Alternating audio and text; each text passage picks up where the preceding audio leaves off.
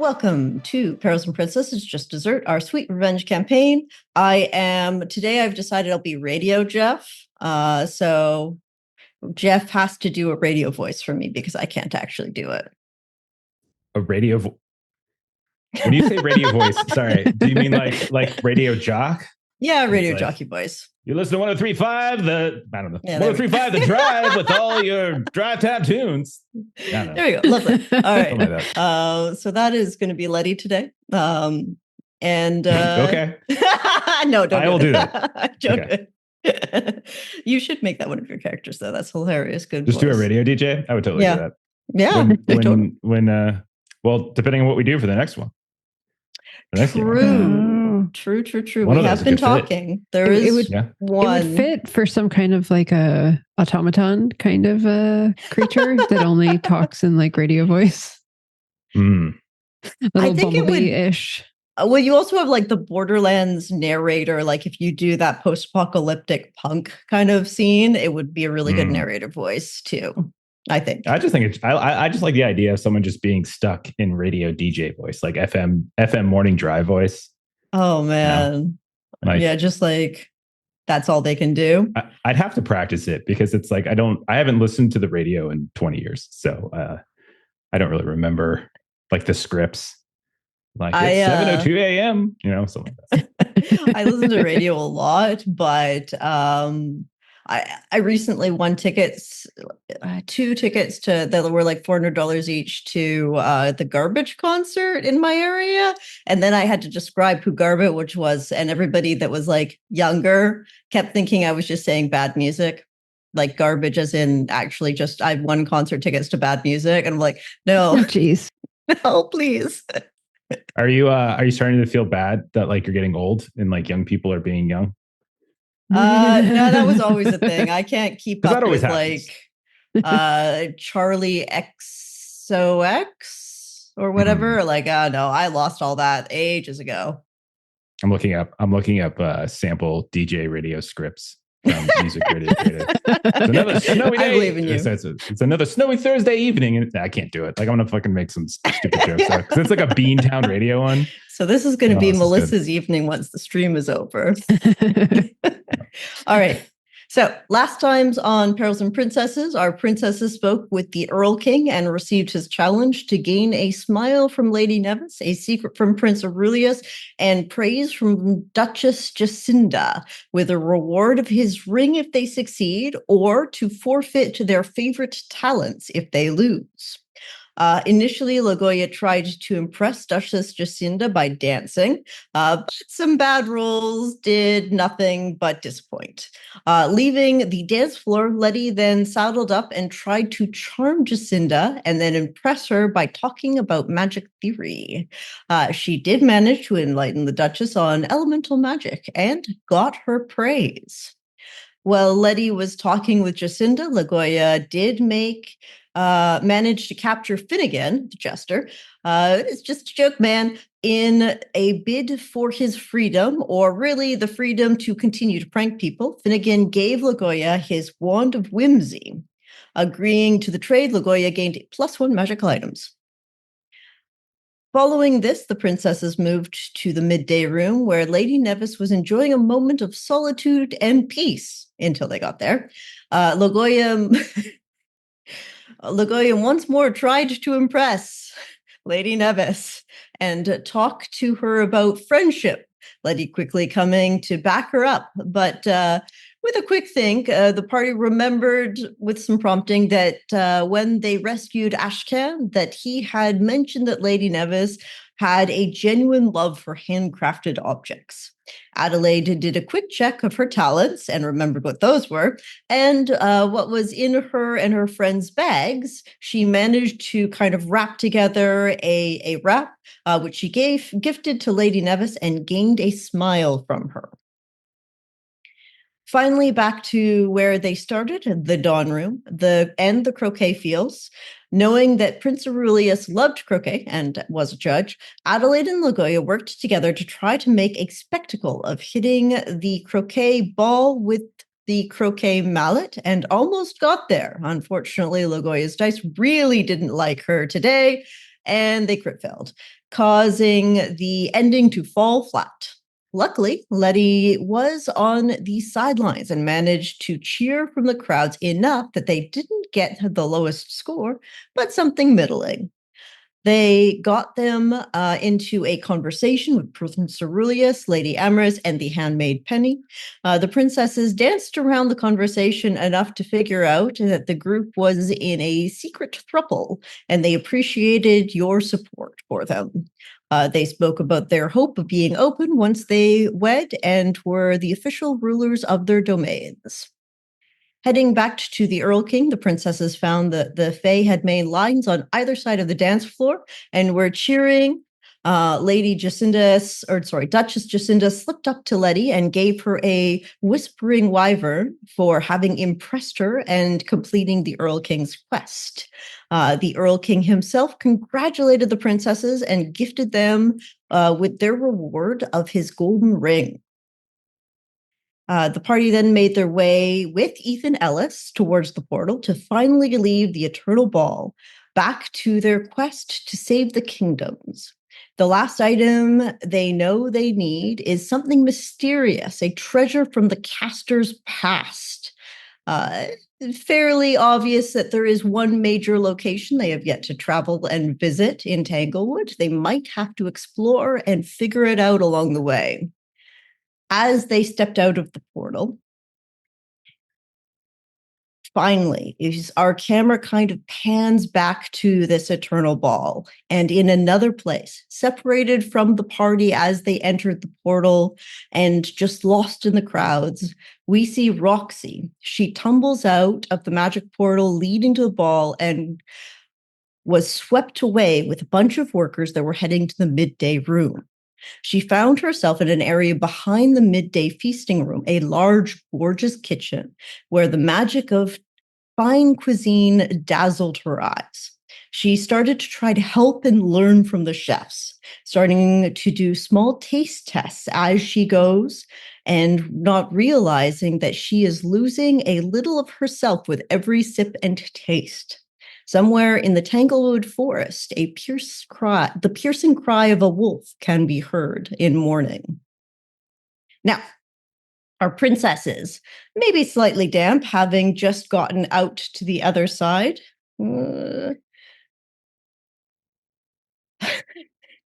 Sorry, I just...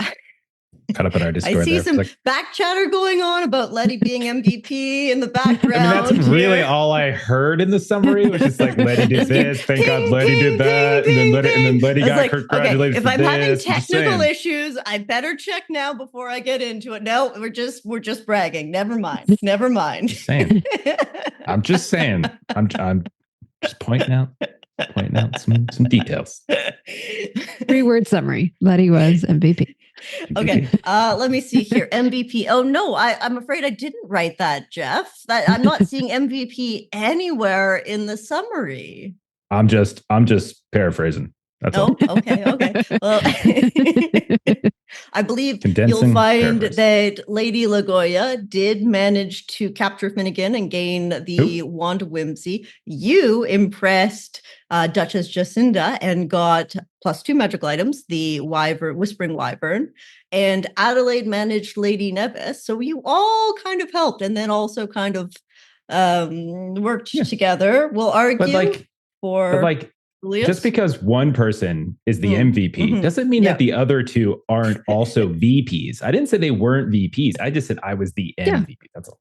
All right. Oh, that's like if we had a ranking system for the last episode, or we're all the best. Letty is highest. We're just the best is best. I would say Lagolla is probably number 2 in the power rankings, and then Adelaide. Sorry, you're a 3. I think you're a 3. It's been a rough Earl King's court for Adelaide. But Gallicrow was also there, so you did better than Gallicrow. True. That's fair. Gallicrow's 4. And Roxy got caught up, so that's 5 right there. Yeah, so that's top 5. She has unfortunately lost her mind, having sort of consumed food at the feasting tables while trying to put out food. But really, we've established on this channel that like best and most have very different meanings within the context of games than like usual, terminology. You guys are a party of princesses who are joined in friendship, working together towards the greater good, and Greater good. the greater good. Greater good. And So we're utilitarians? you're equally important. There's a level of equality of importance. Wow. Just flatten it. I see what you're doing. You're trying to make Just them feel good about flatten that themselves. That's fine. pyramid. That's fine. All right. You guys find yourselves now in the sort of the twilight of day 4. You have lost a full day as you realize the time in the Fey realm moves much faster than in this real world that you exist in. And as you kind of see the dusk and crinkling of light and sort of the shimmering of that glass candy starting to appear, looking around, it's silent, more silent than you're used to. And the trees have stopped kind of looking real a little bit. And you take some deep breaths. And you're expecting still that strong scent of pine and wood that is so synonymous with forest. And it smells like sweet rot instead as you look amongst yourselves. Oh dear. Seems to have... Smell's gotten worse. Makes me wonder who might be left. Like, Well, I hope a lot. well, I don't know. They were kind of, lucky that they made it as long as they did. So, well, there's no sense talking about it. We should probably just, rip the Band-Aid off, so to speak. Get on back Only there. way to find out. Okay. Sure. As you guys talk amongst yourselves, you hear sort of, initially it was far further in the distance and not really loud enough to take note of, maybe something that you would have assumed initially as standard sounds of the forest. And it's starting to get more rhythmic, and you realize it's whoom, and then whoom, whoom, and it's getting closer and closer as the footsteps of something large enough to break branches under its feet, and potentially more than one starts to get close. Everybody hide. As Letty says that, you guys look to the forest, and that scent of sweet rot is almost overwhelming now. And you see sort of this little yellow and orange light reflecting off of what remains of the sun as it goes down. And it's high up, and you're looking probably about 7 or 8 feet up into what you realize is the eyes of a moose that appears half rotted. It's sort of caked moose flesh falling off in lumps and slums. And on top of its head, you realize, as the skeletal structure is still there and very visible with these parts that have fallen off of its face, its body, its legs, is a head of a cursed deer that you have fought before, lollying behind it. There you go, got that in there. Just hanging off an antler. And then you look past it a little bit, although this large form is coming towards you, and you see the beady orange reflective eyes, maybe one of them popped here or there so they don't have two, of several deer following in behind this moose. And it has locked eyes with the party. What do the moose tracks look like? Moose tracks? So how many in total are there? So as you do a quick count, you see at this moment in time 1 large moose and 3 deer following behind it. Why don't we just slowly and calmly back away and out of the range of this thing? That We're sounds like a just good gonna- idea. Gonna go this way and find a Behind nice you big- is the lake. As it enters this clearing, you can choose to run into the forest on the left or right. but behind is the lake. So you're going to have to choose a different direction. Right. Okay, Right. okay. Go. Run. All right. Why don't you guys give me some wits rolls first off. Let's see. Make sure you can move first with a little bit of a quick initiative here.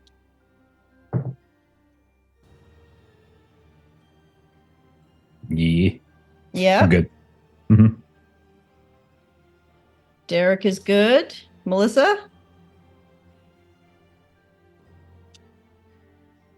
Yeah, sorry. I had to find the unmute button. I rolled a 1. Oh, look at you.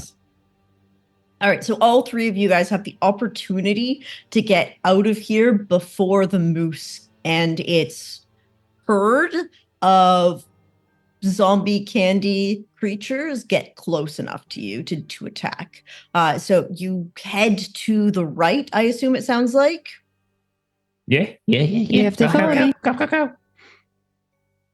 All right, you guys deke into the dense woods, not able to navigate because you have to go very quickly, but you're going to have to try to find your way again later. You rush in, let's say, Letty, what does this look like? Are you going to try with, I guess, a grace acrobatics to hide in the woods? Are you going to just run quickly? Let's see. Are they giving chase? Presumably, do we see them giving chase? Yes.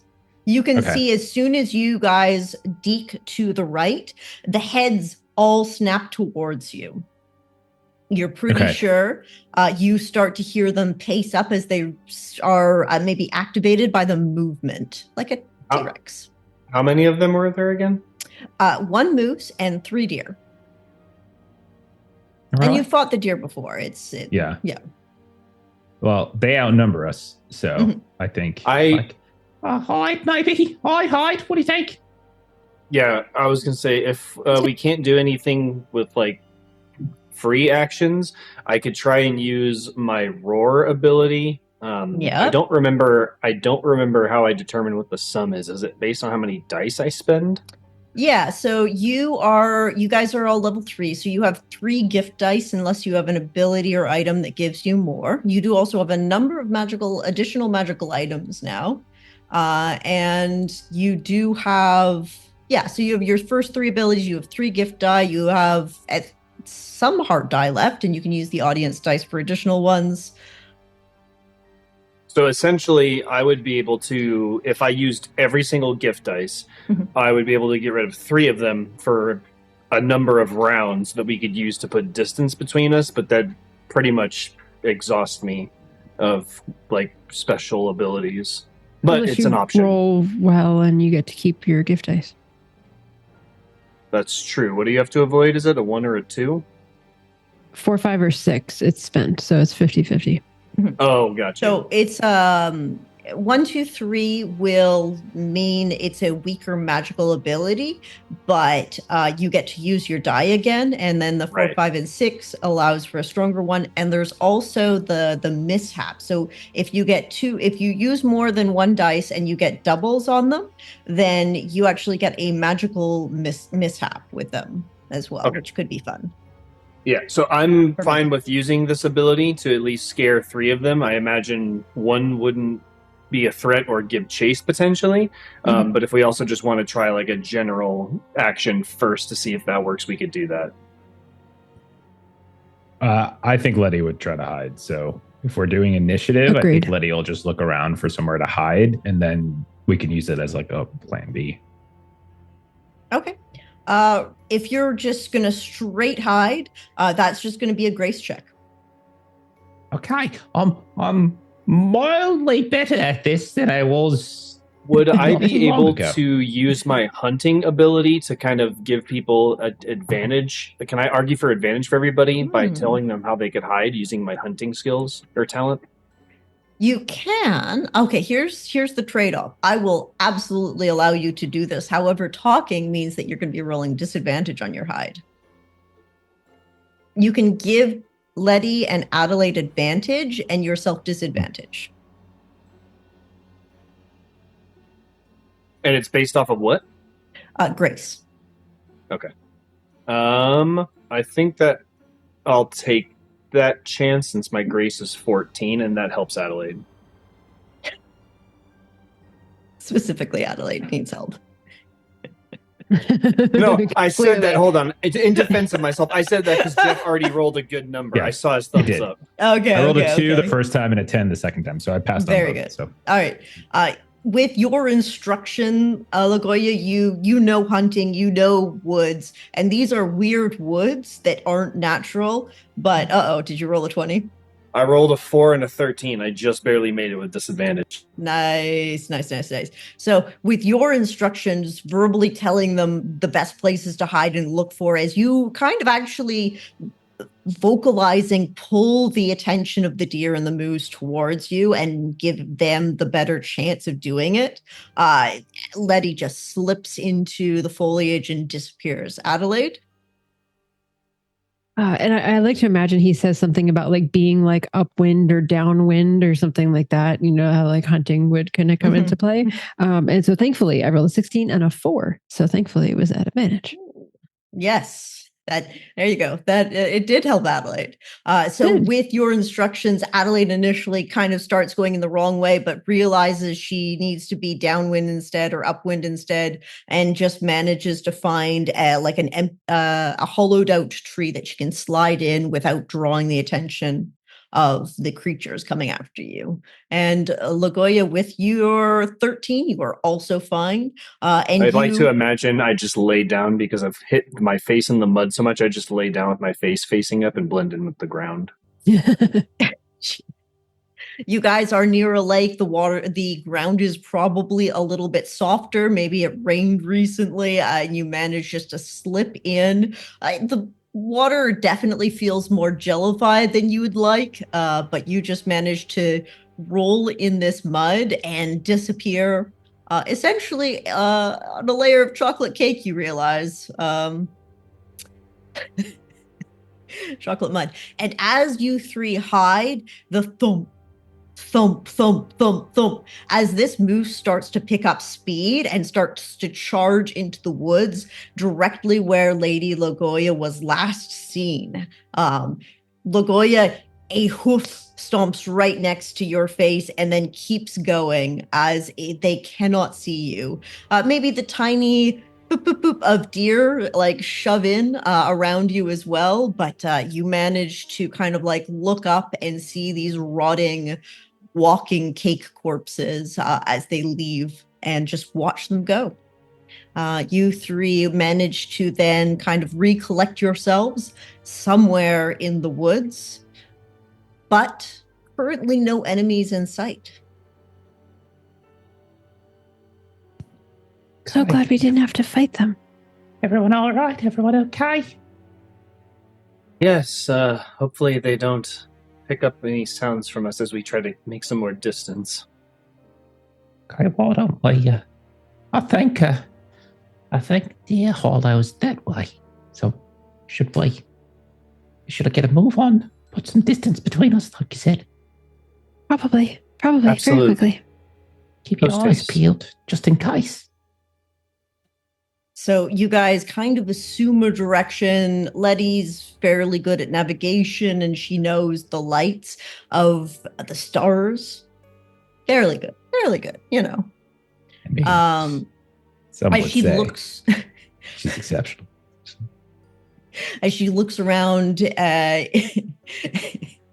you can give me a straight navigation roll because I know you normally have advantage and you would have gotten disadvantage from getting a bit lost. It'll cancel itself out as you. However, you did say the stars, right? You said I can use the stars. And since I have astronomy, could I get my advantage back? Ooh. Checkmate. Yes. All right, fine. Take your advantage with the stars. You Finally got to use astronomy or something. So I'm happy. Yeah. Yeah. Little did you know that Jeff plotted that 10 weeks ago when he made his character. Yeah. I'm glad I got it because I only passed on one of the dice. So it says a 4 to pass. The other one I failed. So it's a good thing I had it. as you guys continue walking through this woods, managing with Letty's sort of guidance to dodge the sort of glass sheets of candy, you even see here and there, as this dense silence kind of goes over you, the eyes of a few squirrels pop up to watch you, but other ones you see their sort of half eviscerated bodies on either side of this glass candy, as if they jumped from one tree to the other. And as soon as they hit the light, this sharp-edged candy just cut them in half. And their bodies sort of slid down, leaving these red streaks. As you keep going, and you can see more and more of this forest is not forest, but some kind of sweetened food, cake and licorice and chocolate. And because of Letty's excellent navigation skills that are superior to all, the fact that it pains you to say it makes it even better. You just got to sound more bored, Kipser. Yeah. As Letty walks stoutly into the forest like a normal person. No, as you walk in, you kind of catch the sound again of hoofbeats, and you manage to navigate them around, and you can catch in the distance a glimpse of that dark chocolate knight on his white chocolate horse, also in the distance, patrolling and almost like going at a faster speed than you would normally see people doing. Hiding. Yeah. Oh, I see. I was like, we're hiding from it. What are we looking for? Hiding. Yes. As you manage to navigate perfectly around all this glass candy, as well as the dark chocolate knight, who seems to be more actively patrolling as the nights had gotten on. Not that you needed to worry too much about it. You managed to finally see the tops of the roofs of the Deerhollow village in the distance. Creeping closer, you get to the town. But even so, like even with the reduced population, you could hear the sort of the life and living bodies that existed within this place, but it feels less now. It feels like there's fewer sounds and it is quieter. And as you guys kind of work your way, are you going straight to the inn? You know that a lot of the people have been sort of gone to the town hall to sleep at night together. I think we're kind of obligated to return what's Ethan? his face? Ethan back to his wife. The blacksmith. Yes. Yeah. That would, it's so... I assume one of us had him in our bags when we were dodging the moose. Yeah, we were pouring gravy on him. Yeah, as long as I don't remember the NPCs, I'm not going to roll for them, and they're definitely going to survive. So you're good. Yes, you pulled Ethan out of your guys' shared backpack. He unfolds. Oh, thanks. That was scary. And so you know that the town folks have been holding up in the town hall at night. This does include Maya. You should probably go to the town hall, I guess. I'm really concerned. It's so quiet, and we've been gone a few days. Yes, and the curse tends to progress, so we're in for quite a treat. No, don't say that. Don't say no treats. No more treats. No, all savory, no sweet. You could have a savory treat. Like, treat doesn't imply it's got to be sugary, or it doesn't have to be sweet. As you guys are talking about food, you realize you haven't eaten at the Eternal Balls for your own protection, and that means you haven't eaten for a full day. You're pretty hungry at this point in time as well. Except Lagolla that had the bun. Except Lagolla, who had a bun. Oh, that's right. Mm-hmm. I've got some pumpkin loaf. You do. Letty and Adelaide. Yeah, what resources do you have for food left? I've got some trail food left, and I've got some pumpkin loaf. I still have some trail food left. All right. Yeah. Well, if you want to eat a day of trail food, one thing of trail food. I will do that. As you head towards the town hall, looking for Maya Ellis. Do you just go in the town hall? Do you knock on the door? I don't see any reason why we would knock, right? There's no guard outside because we helped the guard and everything. So yeah, I think we could just Baz is not outside. Yeah. Just go in. You're like, hello? Hello? So you open this door and it's pretty dark. In this expansive town hall, you kind of like look further and further in, and near the back, you see a few candles flickering, but the whole area used to be lit up, and now it seems like they've condensed into a smaller place. And you see maybe 4 figures sitting around these candles, kind of wrapped around blankets, sitting up and just being together. And the glass cabinets that surround the outer walls and the back walls of this town hall, the light illumination sort of flickers and you can see in them, and they're just filled with these cupcakes and ice cream and toffee and sugar canes. And there's 4 people left in here. One of them is the recognizable figure of Maya Ellis. Well, that's wonderful. I was genuinely expecting Ethan to be alone still.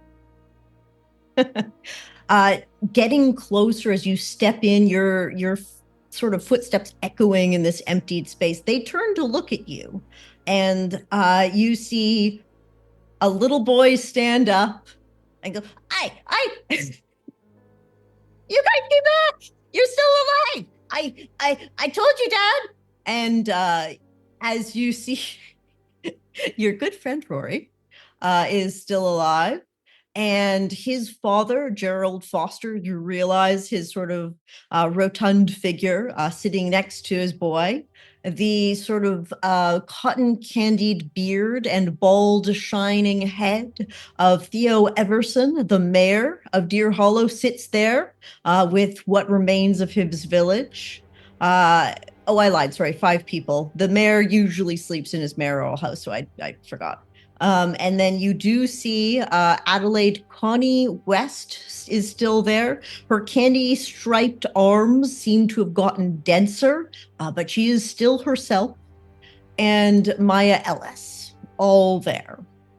And as you guys get in, Maya stands up, sort of these dark licorice bands floating up and down as she jumps up and runs towards you. And Ethan, Ellis is their last name. I did it again. Ethan goes, "Maya!" And he runs towards her, and you hear almost a clash as they like meet in the middle, and she picks him up and throws him in the air before like hugging him. And he starts to cry, and you can hear him babbling about it's been so long and how much he missed her and loved her. And she's just like hugging him like no one's ever been hugged before. And you can even see her eyes have started to tear a little bit. I'm so glad that we were able to bring Ethan back and reunite them, Adelaide says to Letty and Lagolla. Yes, I quite agree with you on this. And you hear Maya go, I never stopped believing that you would come back. I always believed that you were kidnapped and I could get you eventually. I would find you. And you kind of see them kind of having this cherished moment together. And then Theo stands up. Hi, Theo. It's good to see you too. Yes, thank you so much for coming back. Where have you been? You were missing for a day, and Roxy still hasn't returned with my IBS medicine, and I did want to make sure that everything was all right. Yeah, well, about that, Roxy's still looking for it. She's collecting very good. Some items that she needs for her, like, all chemical, for your RBS and whatnot. So, you just... Oh, yes, it makes sense. You just hang in there. It's coming. No problem at all. Oh, okay, excellent. Yes. Because there's not as many villagers left, a few more have popped, if you will, we decided it would be best to all remain together and kind of watch out for each other's backs and whatnot. You're all that's left, just the five of you? Well, six Yes. now if you count Ethan. Yes, How? Thank you for bringing Ethan back. I really did think he'd gone off with a new lover. I'm so glad that Maya and Ethan are back together. It's good for morale. Right, yeah. Well, I mean, we've made some progress, so there's still hope. We've just got one thing left that we maybe 1.5 things left that we got to do. We took care of the Earl King stuff. We took care of the pixies, yes. and now we gotta go to that witch's tower. That's what we gotta do. Yes, Dulcinea was. She was more terrible than I ever thought to do this to our population. Who knows? I guess the rest of the world's kingdoms are getting hit by this as well. But they are. We've seen it. We are a little bit out of food now, by the way, unless you want cake, which we're all a little wary to eat. If you happen to have anything to share.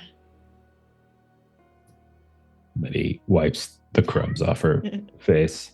Oh, well, sure. I suppose I've got a loaf of pumpkin bread that I guess I could share it.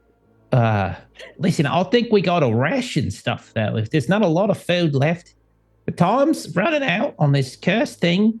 Yes. And, we got to stay strong if we're going to head over to the the witch's tower and take her out. So we can give you a little bit of a nibble if you're interested. Letty, give me a social grace roll. Okay. Yeah, Adelaide has 3 Oh, that's a fail. trail rations left. Oh, yes. We'll share the bread, I promise, if you can just give it to us. Sure. I don't see any reason not to trust you. Am I able to help in this situation at all? Oh, yeah, sorry. You guys absolutely have the opportunity to use the heart die to reduce that number. Not even close. I'm 6 away. Oh. Okay. 17 over 11. All right. As Letty reluctantly gives up the pumpkin loaf, you can take that out of your inventory. Yes. And he rushes back to the people sitting around in this little huddled, sad circle of sadness, one might even say. And they kind of like rip apart the bread. Gerald kind of looks a little shocked to see his own work kind of given back to him. Thank you very much. I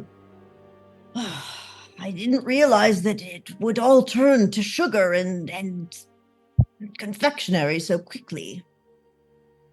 So everybody at least got something, because I could probably part with 2 pieces of trail food and leave 1 for myself. The villagers seem pretty happy with just the loaf of bread. So that basically gives us 5 for the 3 of us for what we've got coming. And you see sort of Maya and Ethan have sort of breathed and kind of held on to each other, and they're holding each other's hands, and Maya turns to look. Thanks. I really appreciate your work. It's nice to have Ethan back. I owe you. I have something for you. Come find me in the morning at the blacksmith. I will give you the best weapon I ever crafted. We might need it. Need it. We've seen a lot of things. Okay. And she, like, you can see another tear start to come. I miss Ethan so much. Thank you. We're very happy that you're reunited. Yes, if this is the last few days, we are together. And Adelaide moves towards Maya to give her a hug, because that's something Adelaide would do. Maya, like, we're so happy for the 2 of you. It's so nice to see the 2 of you reunited. She's trying her best to like give it back, but she's not good at it with you as she was with Ethan.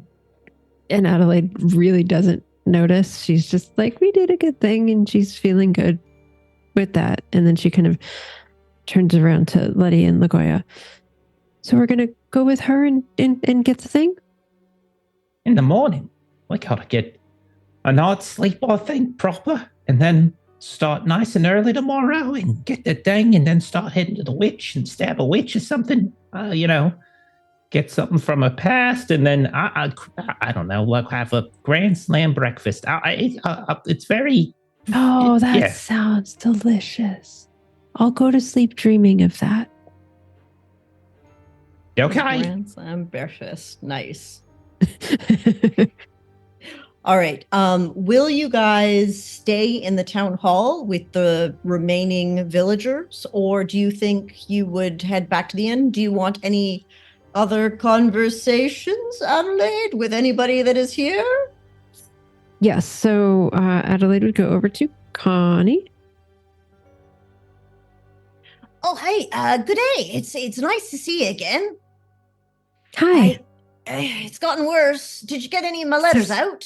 Not yet, but now I can. And so Adelaide will go through her bag and she'll pull out the bird. Mm-hmm. Oh, did you give it to her? Yes. Oh, this is great. Thank you. That's how we get the letters back. How does it work? I think you put the letters in it, and then you tell it where it needs to go, and then that's where it goes. All right. Let me. And she kind of like pulls out a piece of paper and goes, "Go to Adelaide." And the bird actually picks up and flies over to you, and he's like, "Oh yeah, okay. I can use this. This is great. Well, we've lost the cobbler, but I don't mind being barefoot. So here." And she pulls off her boots, and in exchange for the bird, these are my wayfaring boots. This has been what I used for all the years that I've been a courier. It gives you a bit of a magical step. So you can now see, I'm just going to configure ownership. There we go. The Wayfarer's boots. While wearing these boots, pushing it when traveling doesn't make you weary. So those nighttime rolls where you guys have had to do the navigation checks, you don't need to be worried about wearing this anymore. Not that Letty has ever failed one of those. I'm the best at it. Yes, you are. We're all good with that. But the next sentence I'm excited about. When charged, click your heels together and test wits to attempt to instantly transport yourself and any friends that are joining hands with you to a chosen familiar location. A failed test places you in a random location within 6-mile radius of your intended destination. Thank you for traveling. So you recharge by walking 60 miles in wild terrain while wearing the boots. So my question is, am I receiving them charged? You are receiving them charged, yes. Letty? Yeah, what's up, dog? It looks like we have a way to all go to Jade Peak, and then we can get a bunch of food and bring it back. You will know that Connie wasn't able to leave this area. Did she Well, try she was magic? here. Oh yeah, it's right. Wait. These are her boots. Yeah. I was thinking it was a familiar area. Maybe she just wasn't familiar with anything. I'm afraid you find I'm a courier and quite familiar with a lot of things. There is a limitation on the boots, and for whatever reason, there seems to be some sort of magical block a certain way away for this. Almost like there's a plot bubble around it. What's a plot bubble? That sounds terrifying. Oh yeah, it totally is. Yeah. Have you Like tried Dr. Shields' inserts? Maybe that'll clear it. So Letty, I think it sounds like from what she's saying that these boots require someone who's really smart to use them, and you want to make sure that you are successful when we try to use them, and you're the smart one. Look, I'm just the smartest one. Everyone's smart. Like, all three of us. And even Gallicrow's smart in his own way. I'm just the smartest, that's all. I worry. Just like Lagolla's got the best grace and... I'm not best at anything. I literally have 12. You're best across the board and all of that. You're best across the board. You know, you're a jack of all trades. You're a Jill of all trades. I'm the Jillist of all trades. yeah. You're like a Swiss Army knife. You know? You might have the greatest resolute score now, maybe? What is everybody's resolve right now? 11. 2 and an 11. Oh, I do have the best. There you go. You are the best. The strongest. You are the strongest now. Terrifying. Of us. You'll see. There you go. You've been scared into running and hiking so much. Well, but because it is a wits test, I'm wondering if Letty should get the boots. You do have now, as you guys kind of sit in the circle around the town hall, maybe close to the rest of the villagers, you do have a number of magical items now in front of you. You have the bee sting bow, the butterfly clip, you don't have the courier raven anymore, but you do have the Earl King's ring, the masquerade mask, the spearmint spear, the tail of the Rat King, which actually does, you realize, emanate a little bit of magic. And looking at it, you realize it's scaring rodents away from you. Maybe there were some mice in the corner. Wand of Whimsy, Wayfaring Boots. Yeah, you guys have a collection now. If you want me to take them, I'll take them. But I don't think they're going to help us get to the Witch's Tower, though. Because we're not familiar with the place. No, but we it'll could help us come to back get back quickly. Yeah. Jinx. That's true. Looks at Lagolla. I just assumed we were going to die a horrific death inside. So I didn't. But yeah, I like the optimism. Nonsense. Usually it means you owe me a Coke, but I don't think I want to see a Coke ever again. I could go for some Coke. See, I'm worried about what she means by Coke, but I also don't know what Coke is. It's a sugary drink. It's an all-chemical substance. It's a specialty in the Gentle Falls region. That's why I'm not familiar with it. Quick reminder for the crew, as you kind of sit here discussing and looking at these items to figure out who would work with what best. I'm going to reread our quest. So for this curse breaking to succeed, 3 different items you will need. The tail of the king of the Pixies land, which is the Rat's King's tail, you have it. A ring of gold from the Earl King's hand, check number 2. A final thing, not least but last, a treasure from the Caster's Pass. Unknown item, maybe at the Witch's Tower? Probably. And then together dropped into the well, these items 3 will break the spell. But time is short, so move your feet or you will find revenge is sweet. Now, the only well that you guys have seen is in Deerhollow. And it is in the town square. It is, there we go. So you can probably assume that you will need to come back to Deerhollow. And we're going to have to click our heels and come back to that. Let's really familiarize ourselves with the area around the well. Okay. Well, we just got to familiarize ourselves with Deerhollow. It's like it's just down the street. Yes, but what if there's some sort of blockade put up on the roads? If we could just teleport right past it all. A magical blockade? Who would do such a thing? Okay. Well, I guess I could take him. I could put a new pair of shoes on. I don't really. Oh, these heels are just. Blisters. Well, you've been barefoot this whole time, so it would be nice. I put fancy shoes on for the Earl King's ball. Thanks for noticing. That's true. I don't typically. Well, I'm pretty sure somebody tried to tie your shoelaces together and you mocked them because you were barefoot. So no, I mocked them because they don't have shoelaces because they were nice shoes. High heel shoes don't have laces on them usually. But I feel like you just don't even pay attention to anything about me. I'm sorry. Did you say something? I know everything about you, but I guess it's that little bit score of yours. Ladies, we're so close to the end. We can do this.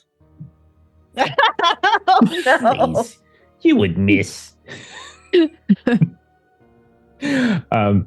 Okay. Yeah, I'll take them. All right. So I assume the bee sting bow is still Lady Lagolla's using that one. Did anybody end I up? have that. I think I have the yeah, beasting Letty bow. has that because Oh, I Letty think has that. I missed that session, so I did not You get do it. you want it? You can have it. I would. I've Yes, got if the you. yeah, beasting bow. It's got 5 arrows left. I only actually used it once, and it Mhm. crits on a 1 or 2. And the target rolls resolve or becomes unable to act for 1 round. So you can take it. I'll take it off mine. So there's 5 arrows left. Anybody want to fly? Butterfly clip? I was gonna hang on to that because we got that from the not the Fae, the Queen other place. Gardania of the Pixies Right. land. I was gonna keep that in Pixies. case I want to be like an AC 130 and just rain hellfire from above. Yeah. What Cupid? Just fly and be like, wee, you're in love and you're in I love. like the more Everyone violent dies image below that them. I. Well, isn't that what Right. love does? Doesn't it just destroy you? Because it destroys you as I an think you're individual. feeling this way because you couldn't take David with you. No. Just follow. That's hurtful. But no, just follow my logic. You love someone so much. You're an independent person. You live in your life. Everything's great, and you fall in love, and then you become a couple, right? But the individual you kind of dies, doesn't it? You know. Metaphorically, it does. See? Do you see? That's what a Wits 15 score will do for you. That kind of philosophy. Um, So I'm thinking with this whispering wyvern that we might need that if we have to try to get something from her past, that we might need to have that to get the secret from her. Yeah. So we definitely should get that. And do we, sorry, in our equipment list, do we Mhm. also have the weapon from Maya? she said she was going to give it to you in the morning, but That's right. if Okay. you know that she showed you a sword before, so this is going to be a sword, and it's going to be resolved to use it. So, the person that suddenly has the highest resolve might be taking that. So maybe we can look at it in the morning, and maybe someone else will vibe with it a little bit better. But I'm thinking that I've gotten stronger through our travels, and maybe I could wield the sword. Yes, Adelaide, I think you deserve to have nice things, so I think the sword's pretty much yours. Okay, that sounds good. And then the other sort of weapon-esque thing that you guys have is the Wand of Whimsy, which gives you glitter, poof, dwindle, and croak. Feel free to check out the Perils and Princesses magic spells list. I would assume that this wand is this like, oh, it just uses a gift dice to use it. It's not based off a stat. Okay, never mind that. Mm-hmm. There's also the spearmint spear that Gallicrow is using. Mm-hmm. I don't think any of us actually took from, so it's probably just in my bag.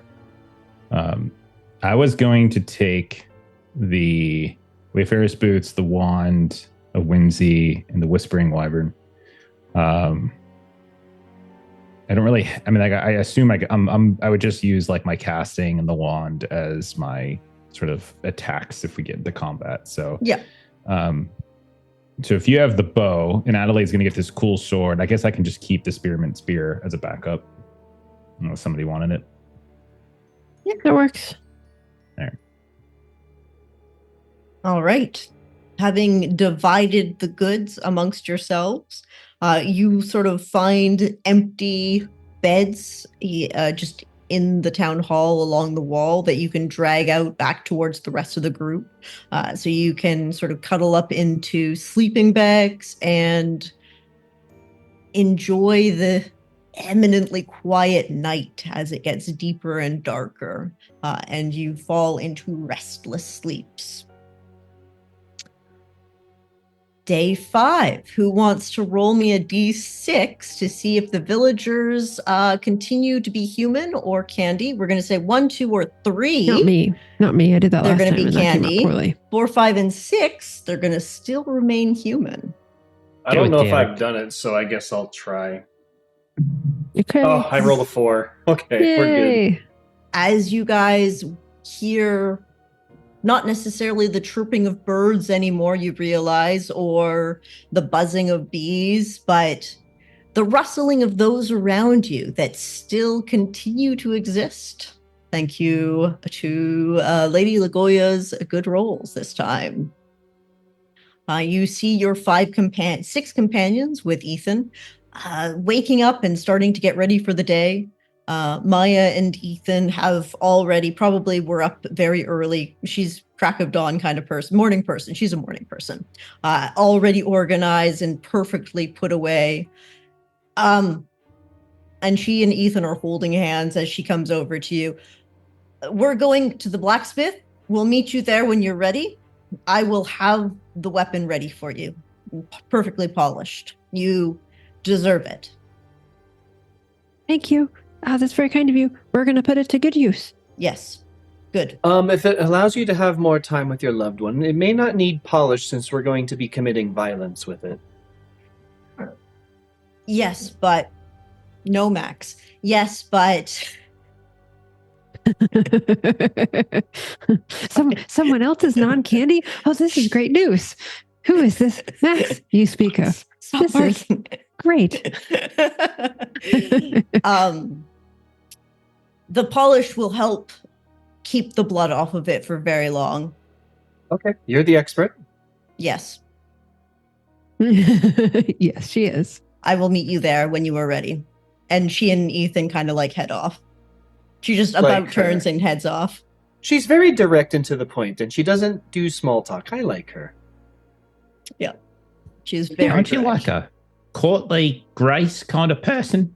Oh, yes, and it's so exhausting. I love someone that can just get to the point. Right. Maybe look in the mirror and take that lesson internally for yourself too. So I see you didn't sleep well. Oh, I slept great. I kidding. Oh, it's wonderful. I got these new shoes. They're so toasty, warm. My feet feel good. They do. Arch support and everything. Magical So ladies, spring to your step. I was looking through some of our things last night, and I realized the wakey potion not only ends magical slumber, it also doubles your speed for 2d6 rounds, and you can take an extra action while fighting. So you know Roxy gave the wakey potions to the inn, but looking around, the innkeeper is no longer there. So you could probably go grab a few from the inn if you would like them. It might be useful if we think we're going to be wielding a sword and whatnot. An action surge would be useful. I like this. All right. So do you head to the blacksmith or the inn first as you wrap up your sleeping bags, put everything away to the side of the wall of the building? Well, she needs to polish it, so maybe we just hit the inn real fast and then I go over. Great idea. All right. So you go through the town, your steps echoing on these cobbles as you look in the buildings that you realize did, like, even though there weren't as many people before, the cobbler and the seamstress and people you hadn't talked to, like the general store clerk, it's all just empty now and quiet and dark, even with this light.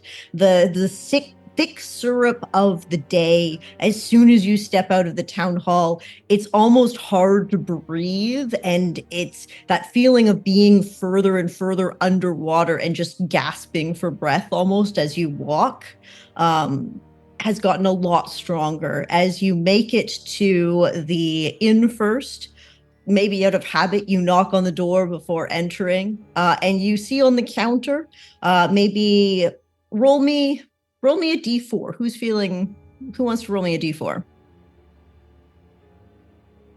I'll do it. Okay, go for it. Bummer. Shouldn't have been me. That's okay. 1. You see one wakey potion just on the counter, a little label hanging off of it. You have a bunch of empty vials kind of around, and just what was once a warm inn, the laughing goat, the hearth that Luddy had spoken with, and the warmth of the fire coming out of it, silent, cold, empty, but one potion. There you go. Why, the stone hearth, is it turned to candy? As you kind of go over and touch it, it feels like rock candy, like that fake coal that you sometimes get at Christmas time. Oh no. Oh no. Oh, don't worry. I'll save you. You're gonna be just fine. You're gonna be fine. Can Letty looks back. Lagolla possibly use her hunting talent in... I know that the innkeeper was mentioning that ingredients are harder to come by because of the nature of the curse, but can Lagolla use her hunting talent to try and scrounge up some additional food for the townsfolk, just to keep them going while we're in our absence? Are you thinking in the inn or in the forest? No, definitely in the inn, like in case there's like a secret cupboard or a secret stash that she kept for herself, because, take care of yourself before you take care of others kind of thing. Roll me a disadvantaged hunting, huh? I'm gonna take resolve for this. Okay.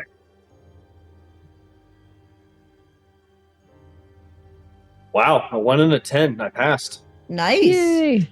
So you kind of start searching through this, and as you open up cupboards, you realize that the flour has turned to like the confectionery sugar, that soft, crunchy sugar. The salt is straight sugar. The loaves of bread are cake. The sort of what dried and meats she had are jellified and like licorice now. And you just keep going through all of the cupboards, one after the other, hoping that there was something that remained before she herself got turned into candy.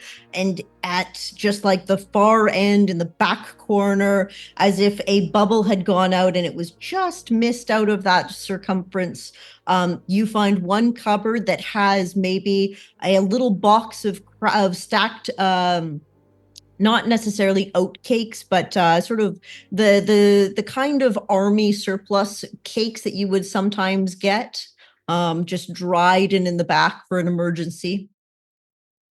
Well, this will, Roll me a d6 and we'll tell you how many there are. And while he's That's rolling a 6. that... That's how we do it. Oh, no. Well, we also do this that was mean. by shouting out raiders when they come in. So Hey, welcome raiders from Matt and a Hat. Matt and a Hat. I'm sorry for bullying Melissa. That was uncalled for. You find sort of those 6 stacked army crackers that you can nibble on throughout a day. Oh, look at that. So we've got 6, and there are 6 of them. So this should keep them going, make them feel hopeful and whatnot. That's great luck. So glad you found all of those. Yeah. Yeah, shame we didn't look at this last night before I gave my pumpkin loaf away. But that's fine. Well, it's just, it's just being a good neighbor. Maybe we keep one of them so that we each have 2. So that way we each have a trail ration and a oat cake. If we need it, and the rest can go to them. Stuff. I have 3 trail fruits, so if you're wanting one of mine, I can keep 2 of mine and give one away. Oh, I have 3 as well, so then we're good. Oh, okay. Yeah. All right, but feeding the villagers does mean they're not going to ask you for food when you come back tonight. All right. So after finding a wakey potion in the inn and finding a few sort of emergency rations, you start heading to the blacksmith. As you kind of get there, you see sort of as you enter, Maya is standing behind the counter, her hands on either side of it, and in front of her, just laid on this beautiful cloth as if she just unwrapped it, is this gleaming, beautiful silver sword. It's got, where is it?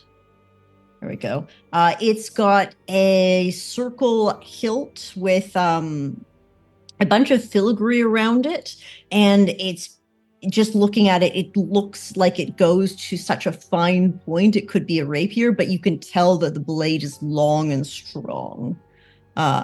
There you go. As she presents you the split-second sword, the results of several years of Maya's lonely work, this enchanted sword looks like the hand of a clock and allows the wielder to attack twice with one action. Ooh. Well, you have this sword, from your point of view, boring moments pass by excruciatingly slowly. Oh, so, dear. yeah, you're going to feel the time there, Melissa. Uh-oh. That's Yeah. incredible. You could slice 4 times if you drank that potion, and I that was could be a thinking total of same 32 thing. damage. I almost I said mean- 24, and that would have been incredibly embarrassing. Well, I mean, I could also roll 4 total damage because, you do have That's to roll also the true, D8. but I'm being optimistic. Oh, that's good. That's good. Oh, man. Adelaide's going to turn cranky for the end of this. You all sound really strange with that. Oh, I'm going to roll this forward. What are you rolling stuff? It's a sword. You stab people with it. What are you doing? Everybody knows you roll before you slash a sword. It's just common movement tactics. I mean, if you want to be cool, you do it. But sometimes, the situation doesn't call for it. Sometimes you just got to step. You don't got to roll, tumble, all that sort of stuff. Maya, this is just such lovely craftsmanship. It looks just like the hand of a clock. It's so beautiful. Yes. Thank you. It's the best thing I've ever made. And she looks to the side towards E10. He's worth everything else I can give you. I will try my best to put it to good use. And if she doesn't, I'll be the first to tell you. She's right. She totally will. She will absolutely tell you all of my failings. Because she's full of grace.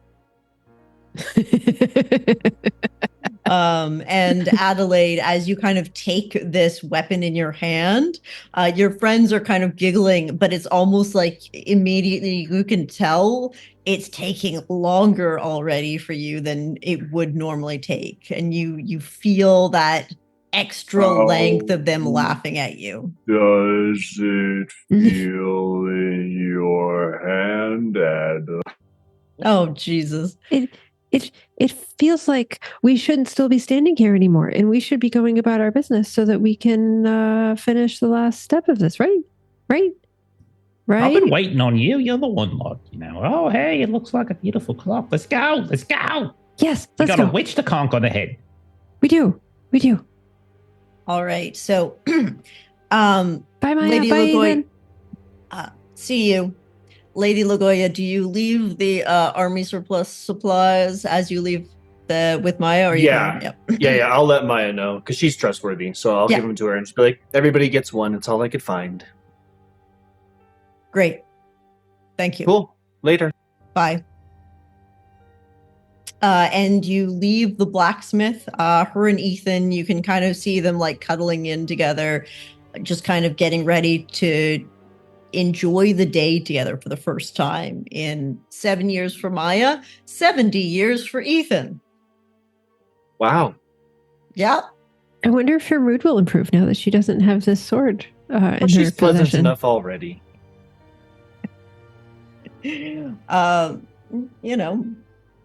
So you guys head to the edge of Deerhollow. You look out to the Tanglewood forest, and you can see the witch's tower in the distance, this long stony structure with this sort of crooked pointed top.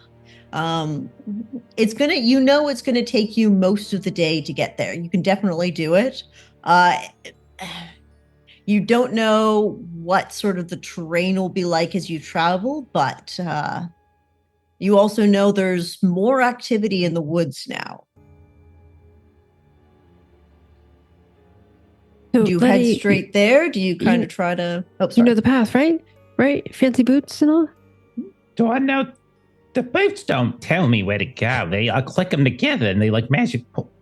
Okay. I think we just walk toward the big stone structure that's peering over the trees. That's what I was going to say. I know there's a river or something, but we're smart. We can figure out a We'll way cross across. that bridge when we get to it. Well, I don't even know if there is a bridge, to be honest. But You could make it one. doesn't. Or we could just like swim across to something. I think it was freezing cold last time I tried to bathe. We're talking and walking, right? We're talking and Of walking. course. Yeah, Why are it's an you so Aaron far back? Sorkin show. Let's go.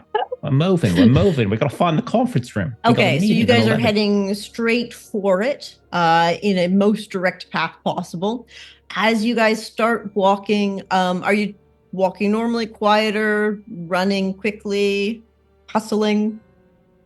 Well, we know that things are more dangerous. So, and although it seems maybe counterintuitive that walking quieter and slower might take us longer to get there, it also might let us avoid certain like dangers, that might make the journey take longer. So I think we say, there's only three It's of us. gonna be so boring. You could do your math tables while you're walking in your head. I mean, it's an Yes, apocalypse, but she's facing the apocalypse and she's worried about entertainment. Okay. So you guys start walking through this forest away from Deerhollow directly to the Witch's Tower. You know that the river is going to be something that you'll need to figure out how to cross fairly soon. And as you kind of enter the woods, you feel the beady eyes of the squirrels, now an almost ever-present watching feeling above you, and then the caw of the raven even further up the sky, kind of circling around where you are. I need everybody to roll me a d20. And Letty, you feel this most intensely. It's almost like that taffy that is now half of your own structure. It feels like it's trying to creep through your body and take more of it from you. Adelaide, you yourself also feel your curse. It starts to feel like your insides are turning to candy as well. And Lagolla, you're unfamiliar with this feeling, but you could feel the presence of some magic start to try to creep around you. Did anybody roll a 1? No. This is a very generous roll. Apparently, you roll a d20, and on a 1, the curse progresses 1 stage. So you guys know that the woods are getting more intense. This might go up, but right now, just being in the woods causes a roll. You keep going, and as you're walking, you do hear that it's very quiet. So you do hear the thump, thump, thump, and you know that sound quite familiar now as the dark chocolate horse is coming in your direction. Do you want to try to hide or challenge him? Yeah. Okay. Well, we don't want to challenge him, so like I think we need to hide. We need to Hide. You died. Hide.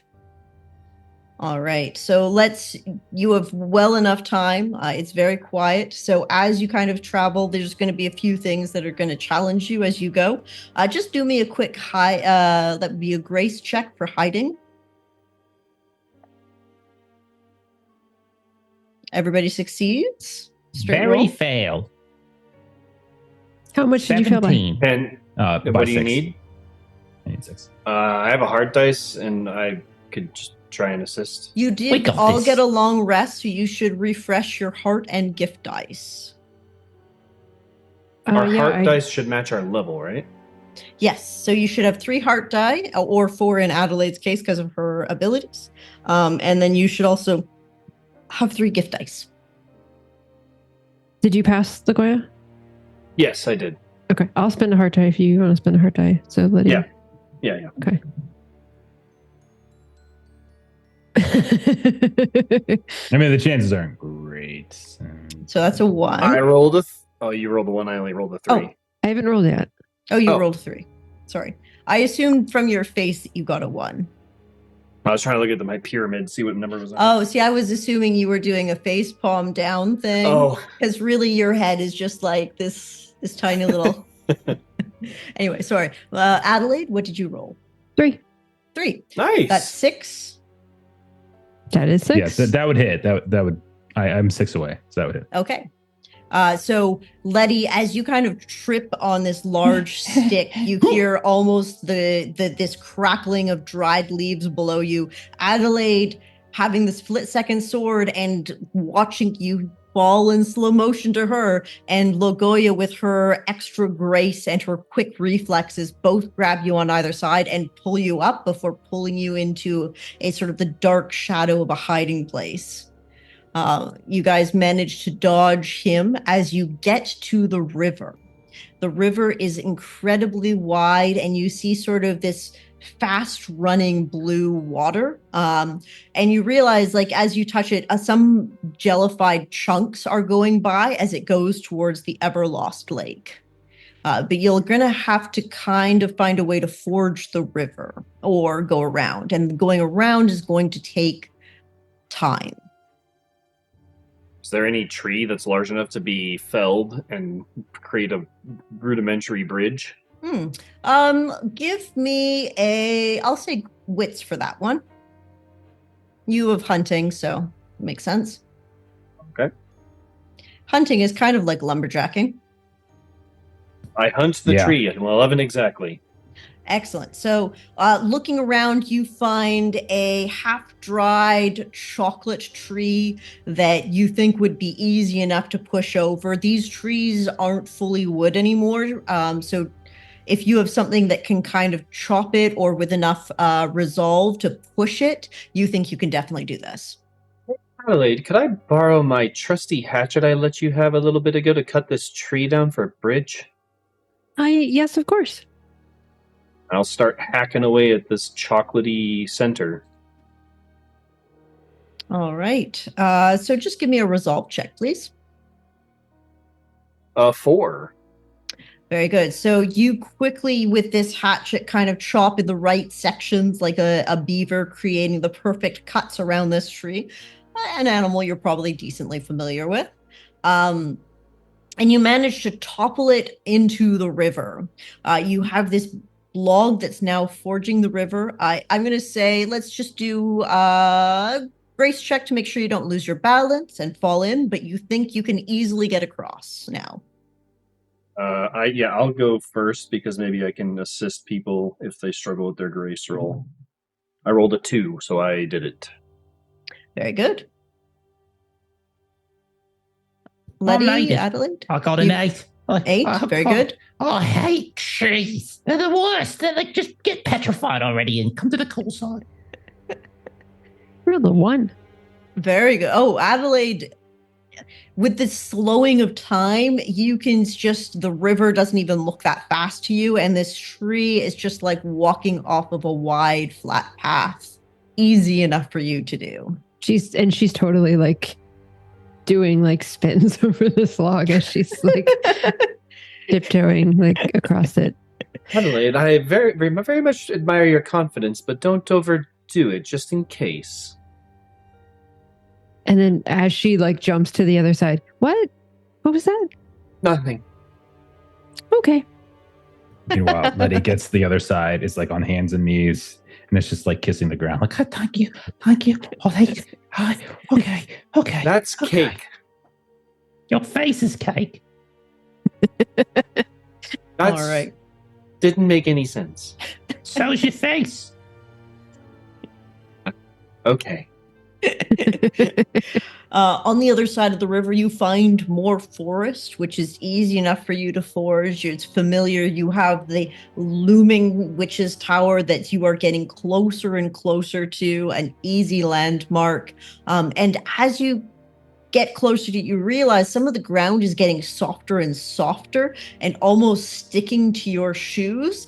And looking down, this is almost like wet chocolate pudding. And then as the trees thin and spread out, and some of them look like they're no longer even would be alive, even if the forest was fully tree and alive again, you realize this is what would have been a bog in front of you, but now is a chocolate sink pit of sadness that might have, consumed a horse at one point in time or another.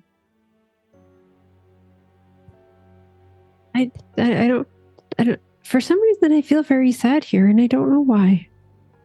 It's just a big thing of chocolate pudding. But It's the pathetic fallacy. It's when like the weather and the environment reflect the mood of the primary characters. You're like a primary character, so maybe you were sad. I am? And this place is sad because you're sad. Maybe try being happy, and suddenly this is going to look like a nice big mountain. So, whatever. I'm with like my best friends. So, yeah. And then she like closes her eyes and like opens her eyes, and it's and the chocolate tar bog is still there, and the sun is at this sort of the noon point, the apex of the day. It's beating down with this syrup, and in front of you, you realize you're going to be moving at half speed unless you can kind of come up with a way that you think would allow you to travel a bit faster. Because you'll be reaching the Witch's Tower at twilight and having to get back to Deerhollow, if that is what you choose to do, is going to be tough. So if you have a way or ideas, otherwise we'll just spend time, and this will be the last challenge before you get to the Witch's Tower. So you would say that this is tricky terrain? Tricky terrain. This is, you feel like every now and again, every step you take is going to suck you down to your knees, and it's going to take a lot of effort to come back out again and keep moving. So could I, using my innate ability of natural I climber... shouldn't have used tricky, should I? You've fallen for my trap card. You. Oh no, wait a minute. So can I, kind of like what you would do in fresh powder or fresh snow, can I forge a path for my comrades and use my natural climber to get advantage on any virtue tests in tricky terrain? I shouldn't use tricky. Yes, that's you can take the lead. If you fail this test, I'm gonna say we're gonna roll on the consequence table if you fail it, and it won't just That's be fine. time. All right. I feel that's fair for my tricking So of you. before you roll, Yes. Buddy's got an idea that might help. What's that? Well, I hesitate to do this, but because he's such a good friend of mine. But Gallicrow has been in my pack for a while, and I keep waiting for him to wake up again, but he just hasn't been. But he's been with us the this whole curse time. got him? Will you shut? Continuing. What if we use parts of him to make stilts, and we move along so he's here with us the whole time? You know? What do you think? Yes. Stilts are like those snowshoes where you make a really wide shoe that you like use to have more surface area, something like that. Snowshoes are great. You're an idiot. Oh, it's not. Stilts and snowshoes are not the same. No, but they're different kinds of walking devices. I figured either would work. Oh my God. Very broadest sense. So Wow. we just have to make sure that we keep whatever sticks would be his face Right. above the water. Well, he doesn't need to marsh. breathe. He's expressed that multiple Tar. times. So Oh, Yeah. right. Okay. Well, then I think this would be fine then, and I think it would be very helpful. I think if he could help us achieve, our quest, it's something he would be willing to let us do. I think so too. And we've been keeping him full of all sorts of Sure. liquids and puddings and gravies. He's going all to be of big the and things. strong. Yeah. And no possible way any of those would break. I did forget. So he is being afflicted by the marshmallow curse. Jeff, do you want to just give me a D20 and see if he gets a 1 to progress the curse to see how much of him is stick and how much of him is way too marshmallow? close. That was a 3. He's okay. Like, it was way too close. Ooh. All right, then yes, there's enough stick remaining that this could be possible. Sweet. Hi, Gallicrow. Okay, here we go. And then we just do that there and here and now we're just, yeah, okay. I think All you've right. got his arm, Adelaide, and I've got his left arm and his right leg, and you've got his right leg, and I think you got his torso there, Lagolla. All right. So you guys could walk normally with stilts on this idea. I'm going to say, actually, we do need like a crafting roll, which I feel is going to be wit. So just give me one of those to Yeah. see how strong these stilts are. I got And this. Adelaide I got this. is keeping herself busy. So she's like shaking hands with like the version of like Gallicrow's arm that she's like putting on her foot. 515. 5. That's a success. Perfect. Yes. So you could walk normally with this. Lagolla, would you like to do a foraging, like a tricky terrain check just for funsies as well? No, if I don't need it, I'll Okay. save the potential good roll. Schrodinger's roll and whatnot. Schrodinger's roll. Yeah, fair enough. So with the stilts that Letty's created, you guys are able to walk in this sticky chocolate tar mud marsh very easily, not going too deep. It's still kind of like anybody with shoes on. I think some of you guys might have bare feet. It's definitely like coating your shoes and or going through your toes, which was not a pleasant feeling. Yep, the Lagolla is definitely not wearing shoes. As you guys get to the bottom of the tower, the witch's tower climbs into the sky 50 feet at least. The air is heavy with an overwhelming sweet scent, but you can sense something else beneath the sugar. It's almost a low thrum that you can feel within your bones. The magic of the domain of a very powerful witch, even a dead one. You know you must tread lightly if you aim to make it out of here alive. So the tower in front of you has a main door that you can see. You can also check around the area to see if there's any other entries or exits. You know that the pixies were talking about a window. I think Baz talked about some other stuff, if you have that in your notes. Mm-hmm. We also have the password for the front door. You do also have a password. The password for the front door. We know there's something about the second story that required the shrinking potions, which I still have because we do have extra ones. So I think those are the ones I remember. Do you guys remember anything else? Rory's father gave you the tune of a song that Rory was saying was being sung by Dulcinea at specific points in the tower. Specific song, you say? Mm-hmm. The password, not that I'm saying this out loud in the game, but the password was Marvelous Marzipan. I think it's in the main door of the tower. Letty, in the distance, you hear a click. You don't know where it was. No. It's out of game. Out of game, I know. We got to do like we do with trash can. I definitely wrote down the password. I don't know how to write down. I didn't write down the song that Rory's father sang because I don't know how to transcribe something like that. So all I wrote down was the password. Yeah, just YouTube the music for Lavender Town. Well, that's right. I knew it was a Pokemon reference. What? Pokemon? Me? No. What? Okay. What? It's just the most purple town. It's Lavender Town. It made sense. And it's a spooky song. The most purple of purpleists. Mm-hmm. But yes, so you guys could explore around the base of the tower, but you do have the front door. You can see windows at the top of the tower, and which are very small, which are probably the ones that the pixies were talking about, and other. Which I would require a roll and or reference check to tell. Yeah. Say.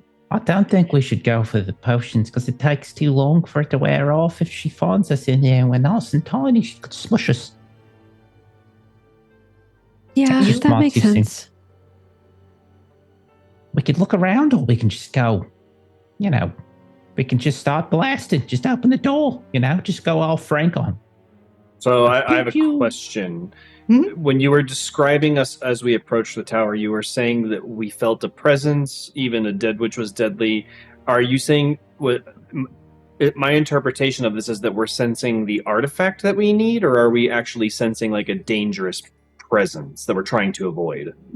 It's more like the sense of this area has been steeped in magic. This is like emanating a powerful sense by itself, as if many powerful spells have been cast here enough that it's seeped into the very bones of the tower, the rocks, the ground. So it's the tower itself that's emanating. It feels like because of how powerful Dulcinea was. So something I'm curious to try. So Lagolla will kind of say to Letty, "Okay, I have a thought on how we can perhaps most quickly find this treasure from Dulcinea. I've developed a keen sense of smell with the number of times I've smashed my face into the earth. What I could try and do is, surely her most treasured possession would have the strongest scent of hers, because you usually use an object or keep an object close that you treasure quite it's going to smell most like her. So I think that might be a way to narrow down where we have to go and where we can avoid." I don't want to like, I no ideas are better. And that certainly is something we can do. And I'm more than happy. You might be right, but what an interesting, just like social conclusion you made about people, that the thing that they care about most, they keep closest to them physically, so much so that it exudes their odor. Fascinating. I mean, when you walk into your house after being away for a while, you can smell what your house smells like. I feel like this is a similar property. Right, but see, my house, not a specific object. So... You see what I'm saying here? So, like, it's like, can you localize your smell? Can you be like, okay, well, since it's a magical ability, that is how I'm using the rules. In the real world, it wouldn't work like this, but it's a magical ability, so I think the rules are fairly flexible. This is the real world.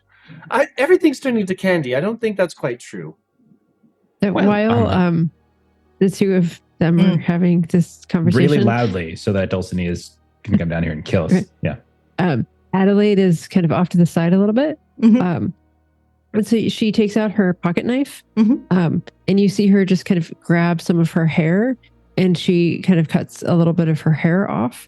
And you see her kind of take like a string of, kind of around her kind of sleeve or something. Mm-hmm. And you see her, kind of wrap this a bit. And when Letty and Lagolla are doing what Letty and Lagolla do. And she kind of walks up and she's like, so I can only do one of these. And Letty, you've got the shoes that can take us home quickly, or back to Deerhollow anyway. So here, and she has this little like kind of necklace for you. Oh, that's very nice. So I'm going to use 2 gift dice. Mm-hmm. So it creates a talisman. If you're carrying the talisman, you get some temporary HP added on top of your normal HP. And it's only kind of one at a time. Lovely. All right, so roll the gift dice. Spend the 2d6. I'm going to roll that and see what happens. All right, that is a 3 and a 6. So you have 9. All right, no magical mishap. Extra HP. 9. Yep. Temper. Yeah, it's a very powerful ability. A tank. Right and so we're going to want to use this before we rest.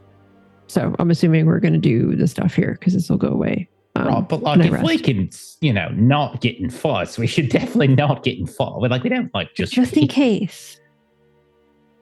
Okay, so and because I rolled a 3 and a 6, I keep one of the gift dice and I lose one of the gift dice. Yes, exactly. All right, so unless you all really feel strongly about searching around the dark, sad, weird, desolate tower, are we just going to go in the front door and then Lagolla's going to do a sniffy sniff? It's going to be the sniffer, and she's going to find her way to the thing we need. Yeah, we got to sing that song. I can smell even the faintest trace of scent. So I'm trying to remember what Roy's dad said. You said it was like lyrics to a Pokemon song. What'd you say it was? Yeah, it's just the Lavender Town theme. It's the tune. It's there's no lyrics. I don't know Pokemon. Yes, that's the one. That's the one. Okay. I was sure that like there were lyrics that we were supposed to. No. I had to reach deep into the recesses of my childhood. Yeah. Okay. Well, so if we start to hear that, do we like plug our ears or? It sounded like he said it sounded like he was saying that Rory was hearing it when Dulcinea was trying to leave a certain area. Okay, so it's like an alarm system for us. We know when she. Okay. Everybody ready? We're ready to go in. These I'll ever be. All right. Ready. As you turn towards the tower, having decided to go to the front entrance, you see there are two guards that appear on either side, both holding spears, and they appear to be sort of a dark chocolate with green swirls throughout them. They're standing fairly stock still. These are clearly constructs, and they seem to be waiting. Sorry, did you say waiting or waving? Waiting. Yep, waiting. Okay. Not waving. I was Waiting. like, oh, how Waiting. friendly. So do we say the thing now? Tarzapan? Do we say that now? Is it time? So I thought that was for the door itself. Yeah. And like, in my mind, it was like an open sesame kind of deal. Yes, it's an open sesame kind of deal for the guards to not attack you and have the door. No one open said for nothing you. about guards when they gave us the pet. Okay. All right, Lagolla. Go say it. Okay. Yeah, she'll just. Actually, wait, it probably should be cautiously- Adelaide because she's our front liner now. She's got all the But I can resolve. fly. Okay. So if they start trying to attack me, I just fly away, and then you two are on your own. Make sure to pay attention to the recharge requirements for your magical items. I only have to get away. You should have told him that after he tried to do it. When it didn't work. Boy, the And butterfly he gets clip. smashed in the head. Okay. Oh, well, that's the an easy one. recharge, yeah. It's just a prank or a practical joke while you wear it. That's way easier than having to like But go it's to already a party charged, to so- recharge. Yeah, it like the is wand, you have to go to a party to recharge it. So like if you use it, like a little harder. All right. All Yeah, right, Lagolla let's will just- cautiously step up Yeah. and say the pass code, which is Marvelous double- marzipan. I was double checking my notes to make sure I didn't get it wrong. Yeah, marvelous marzipan. As soon as you say marvelous marzipan, the guards draw their spears from crossed upon the door to next to them. And the kind of one of them will take a hand and push on the door, and it appears to creak slowly as it opens into a dark abyss, ready for you to enter. And that, I think, though quite a bit early, is where we will end it for tonight. Ooh. Ooh. As I like you it. have the door to the tower opened to you Oh, with that dear. password. Oh I dear. like it. Now I'm Oof. nervous for next week. 'Cause that means, like, Right? she's all ready for the tower specifically. She has like this shit Mhm. planned out. Oh Oh god. dear. The tower. There goes Of Lagolla. terror. So brave. Going there all by herself to stiff around, find the thing, bring it out to us, and then I'll fly. And Hey, I'll like if I teleport did it away. in the meat and cheese consortium, I should be able to do it in a dark tower. You did Dude, everything in that. that was such a fun run. Oh my god. My All right. So gosh. you guys have to travel through the tower. It is, from what you can see, at least 3 stories tall from the outside, give or take. And you need to figure out what the item could be while in here, which is going to be interesting for you to do. Uh-huh. We're just gonna sniff. Look, we're just I'm gonna gonna sniff it s- out. I'm gonna sniff it out. Smell it out. Yep. Mhm. Yep. Because you know, I mean- when you come home to your house, you Yep. can distinguish Mhm. the different smells in your house. Like, oh, Really? Oh, this wow. is I my didn't know pillow. that. Here's what this the is spell my says. sweater. You can smell even the faintest trace of sense. I feel like my logic is flawless. Yeah. All I'm No, doing you're is very much, deconstructing your real world metaphor. That's all I'm saying. emanating the wolf with that Mhm. and the And hunting they're- dog. But it's a magical ability, so it's going to work. Oh, Exactly, yeah. no. And then I'm going to shoot Letty with the bee sting bow. Oh no. All right. You would So- miss. Probably. Depending on the day of the dice, probably. I have so much health right now. Come Yes. at me. Yeah, but Watch I what would happens to stun you you. when you miss. I would stun lock you if I hit. Watch what happens when you. I don't think you could do enough damage. I have Also, so much Melissa, health right A now. good How job much on HP do you actually have now? using a gift ability because I know we don't use those very often. Well, I mean, I've used I use them. my face berries That's true. all Letty the time. that's her main attack. I do it all the time. haven't- I can use it like once a day. Like that's the Yeah. problem. It's like if you roll well, so you have to be like strategic when you use them. Well, and that was the thing with the lock of hair. I'm like, well, it seems like the thing I should do now. Yeah. Because we'll probably do the stuff before we sleep. Mhm. So it'll count. It'll count. So Letty has a Yes. talisman of Adelaide. All she's ever I wrote wanted. that down. I'm like, oh, I've got her hair. Wow, boy, thanks. It's better. I guess it's better than the moles that she normally gives us. Those little warts she rips off her face.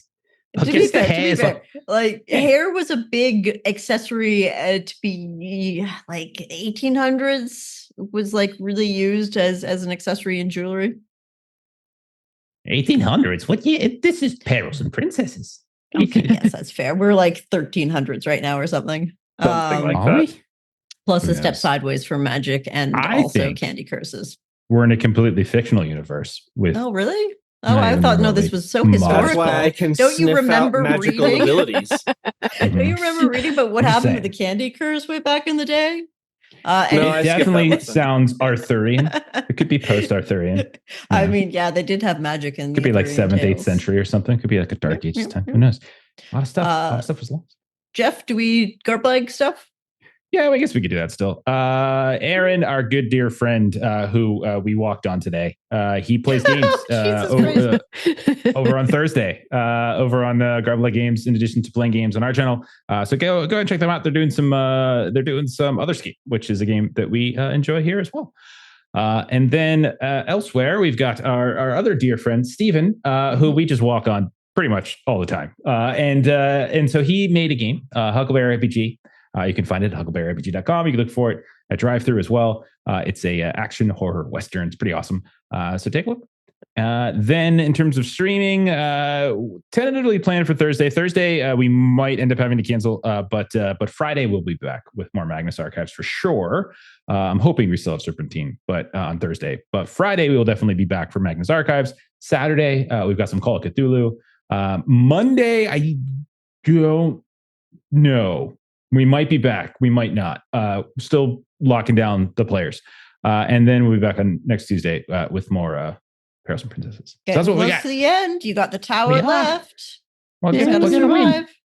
We're gonna just gotta make sure all survive. I mean, you know? Dulcinea definitely dead. Definitely. No question. Sure. Definitely dead, Absolutely which no is why sounds are played whenever she moves from one room to the next. Mm. Yeah, that's just called making noise. Like no one takes quiet steps unless she's Sure. wearing sneakers. Mm-hmm, mm-hmm. What are these sneakers you speak of? What world is this? I mean, Mid-90s. Baz, the town It guard, is. said he helped, take her out with Celine. That was Okay. the claim. That was All claim. right. I want to rate Thank you. somebody while you all are. Also, Oh yeah, go Matt ahead. and Hat for the raid. Yeah. Yes, thank you. Awesome. We are going to raid a Ticking Time Bomb Gaming. Speaking of Arthurian age, Ooh. they're playing some Pendragon. Game I always kind of wanted to run. Oh, One day. yeah, that would be kind of One cool. day maybe. That, and I definitely soon, sometime over the summer, Mythic Bashland, I think, is going to get played on the channel. I think it's going to happen because I want to run it because I love Bashland, Electric Bashland. So we're going to do some Mythic things. So follow yeah. raid for Great Night. We'll see y'all later. Bye bye. See ya.